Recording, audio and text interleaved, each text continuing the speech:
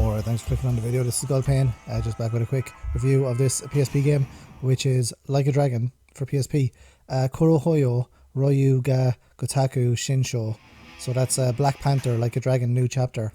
So this is for the PSP, and this wasn't released in United States or Europe, and it's a Japanese exclusive, and it was released in September 22nd, 2010, developed by Sega CS3, published by Sega, and yeah, so I couldn't play this. I actually tried to play this a while ago, but I couldn't play it because it was in Japanese, obviously, and I can only read a very tiny bit of Japanese.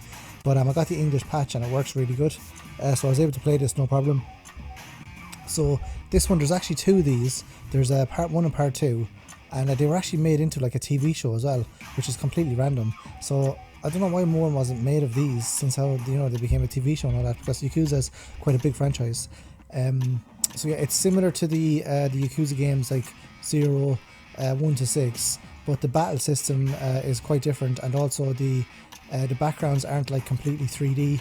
They look to be like pre-rendered, or well, not pre-rendered. They look to be something anyway, but yeah, I think they are pre-rendered actually, but they're not the same 3D backgrounds as you'll find like in Like a Dragon or Yakuza 3, 4, and 5. I think they're like, it's been so long since I played Yakuza 1 on the PS2, I can't remember, but I think they're like the backgrounds in Yakuza 1, where it's sort of like they don't really move that much, or they move up and down, and it's sort of like a bit 3D, but not that much, so it's quite strange. But yeah, this one, you take control of a character, and it's similar to the other Yakuza stories. It's all like gangs and stuff, and the Chinese mafia are in it. The Tojo clan is in it as well, and yeah, I don't know if I haven't got too far in it yet, about maybe 5 or 6 hours into it, but I don't know if there's any of the actual Yakuza characters from the other games in it. I don't think so anyway. I think this is like its own story. But yeah, so the cinematics are sort of like cartoonish. You can make your own character as well, which is pretty cool.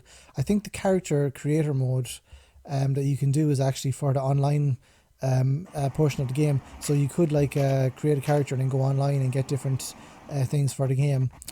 Back in the olden days of 2009, 2010, 2011. I don't think you can do that anymore. Or maybe you can, but maybe, I don't know, maybe there's some server or something you can do it with, but I'm not aware of that. And yeah, so you can do different things. The game is much, well, it's obviously a Yakuza game, so you know you're going to be walking around, you know, talking to different people, going into like the hostess clubs, getting and playing bowling, and playing yeah, there's bowling, and there's baseball in this, and there's a few like jobs you can do as well, because there's not that much money in it. Well, you can get money, but it's hard to get, so you can do like part-time jobs to get money.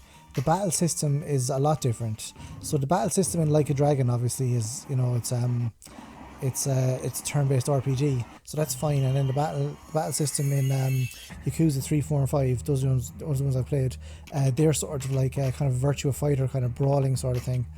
Well, not Virtua Fighter, but kind of what, like a 3D Streets of Rage or something. So this battle system then is way different, because you don't really move around that much. You sort of just, I don't want to say it's paper, rock, scissors, but it's strange. Like, you just sort of punch the people, and I believe it's based off a specific fighting system that you'd see in certain games, but it's very, very simple compared to the battle systems in the other Yakuza games. Now, Yakuza 3's battle system is quite, well, you know, they keep blocking, so it's actually quite annoying. Yakuza 4 and Yakuza 5, the battle system is a lot better. This one, yeah, the camera, you can see here, the camera's like really up close to the character.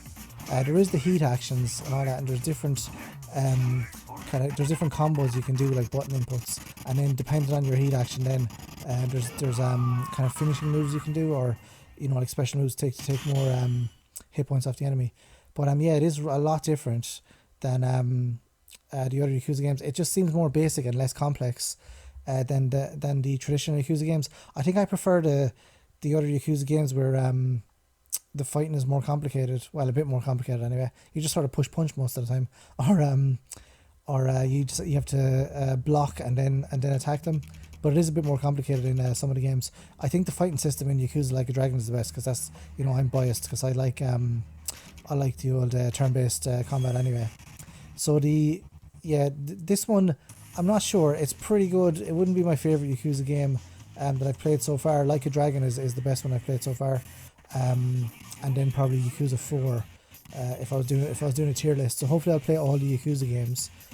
This one I'm going to play the second one as well. I'm going to try and finish this one anyway, at least, because I don't think it's that long of a game from what I've read, and I'm using a guide as well to finish this, because I don't want to run around not knowing what to do.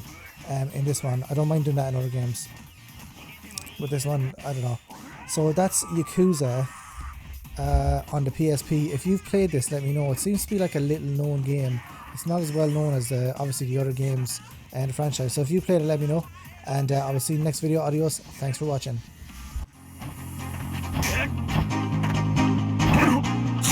Oh,